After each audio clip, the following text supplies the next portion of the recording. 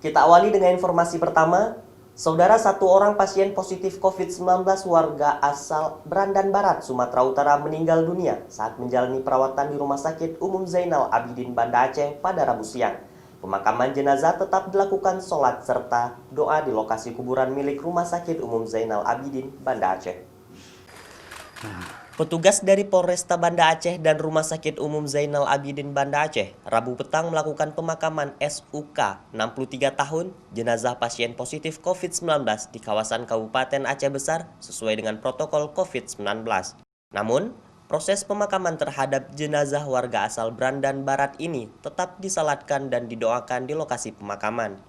Sebelum meninggal dunia, SUK sempat dirawat di Rumah Sakit Pertamedika Banda Aceh. Namun karena mengalami pneumonia dan penyakit lainnya, sehingga pihak Pertamedika langsung merujuk ke Rumah Sakit Umum Zainal Abidin Banda Aceh dari hasil swab pasien dinyatakan positif COVID-19.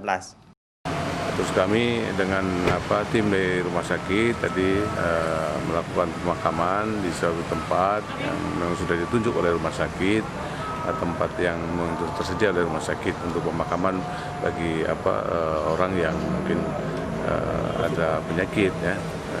Terus kita lakukan pemakaman tentunya dengan menggunakan protokol kesehatan yang diarahkan oleh aturan kesehatan.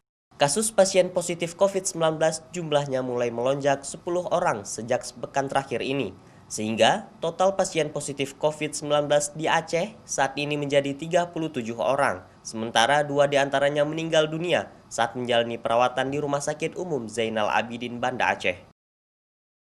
Raja Umar, Kompas TV, Banda Aceh.